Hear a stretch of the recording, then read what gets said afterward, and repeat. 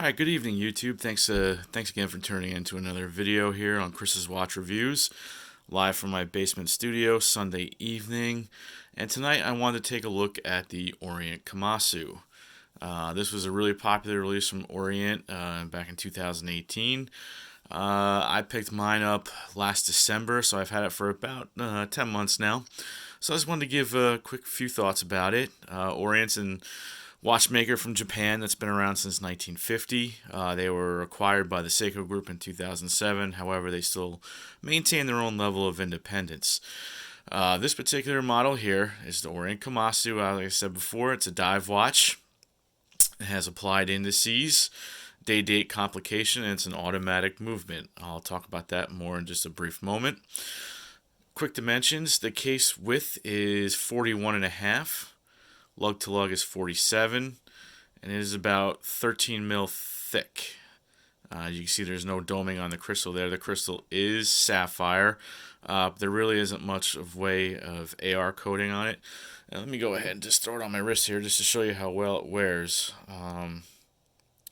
Because as far as dive watches go, this is excellent. It wears even better than my Seiko SKX. So you see, here it is on my 6 3/4 inch wrists.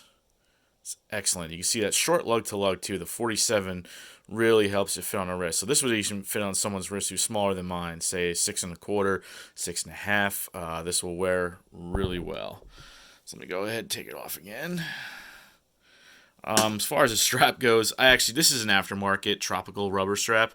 I purchased it, I think, from Amazon. It's not an Uncle Seiko or anything like that, but it came on a supplied Orient rubber strap, but I just wasn't crazy about it, so I took it off. Zoom in here on the dial real quick. The dial, if you can see here in the light, has sort of a blue sunburst effect. All the indices are applied. They are loomed. I'm going to try and get a loom shot in towards the end of the video. I'm going to add a loom shot picture. I took one earlier.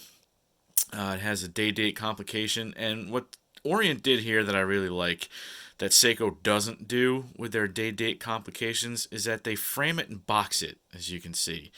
And it just looks so much cleaner, it looks much more elegant, and just much nicer in general. The bezel is a stainless steel bezel insert. However, it has sort of like a matte finish to it, so it almost gives it the appearance that it's like a ceramic bezel, even though it's not. Obviously, 200 meters of water resistance, so it has a screw-down crown. Pop the crown out in the first position. You can turn the day-date. Second position, excuse me, it's getting late. The second hand will stop as hacking seconds. This one is the Orient Caliber F6922, so it has a day-date and hacking and hand winding. First position will actually cause the hand wind. Next position, day-date. Last position, you can go ahead and set the time. There is no display case back. I've seen the F6922 movement before. It's really nothing special to look at, but it still would have been cool if they included it. But they did not. Just has the Orient Dive Watch logo on the back here, showing two dolphins frolicking among the waves. So those are my initial thoughts about the watch. I've had it for 10 months. As far as the movement goes, it does run a little bit slow.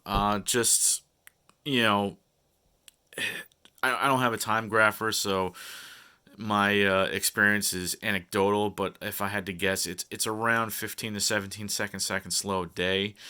But, for a $180 watch, and I forgot to mention that, I paid $180 for it on Joma Shop. So, for $180, you are getting a well-made dive watch with an in-house made movement, a day-date complication, hacking and hand winding, sapphire crystal, 200 meters of water resistance, and a screw-down crown. I mean, it's one of the best dive watch deals you can get.